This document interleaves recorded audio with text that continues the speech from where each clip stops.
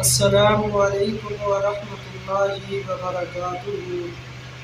الحمد للہ وحدہ والصلاة والسلام علی من لا نبی بعدہ، اما بعد فاعوذ باللہ السمیع العلیم من الشیطان الرجیم، بسم اللہ الرحمن الرحیم، رضی اللہ عنہم ورضوا عنہ، صدق اللہ العظیم۔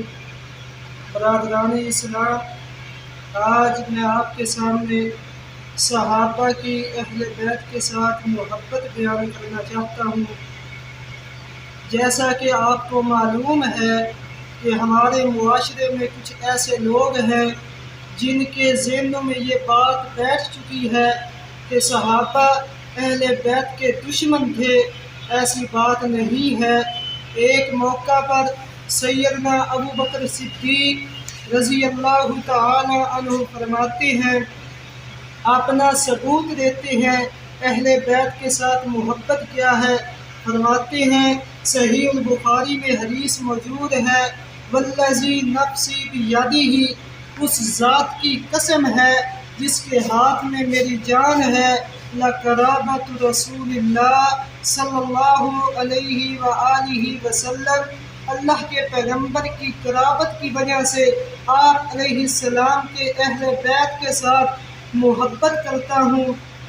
احب الی ان اصل من قرابتی، ابو بکر صدیق فرماتے ہیں، مجھے نبی علیہ السلام کے اہل بیت کے ساتھ حسن سلوک کرنا، اپنے رشتہ داروں کے ساتھ صلہ رحمی کرنے سے زیادہ پسند ہے، زیادہ محبوب ہے۔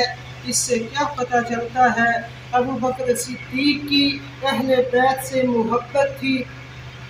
اسی حدیث کا حصہ ہے، ابو بکر صدیق فرماتے ہیں، ارقبوا محمدا صلی اللہ علیہ وآلہ وسلم فی اہل بیتہ، ابو بکر صدیق فرماتے ہیں، ابو بکر صدیق کا اعلان ہے، میں اہل بیت کے ساتھ اس لیے محبت کرتا ہوں، اللہ کے پیغمبر کے رشتہ دار ہیں اور میری محبت نبی علیہ السلام کی محبت کی وجہ سے محبت ہے۔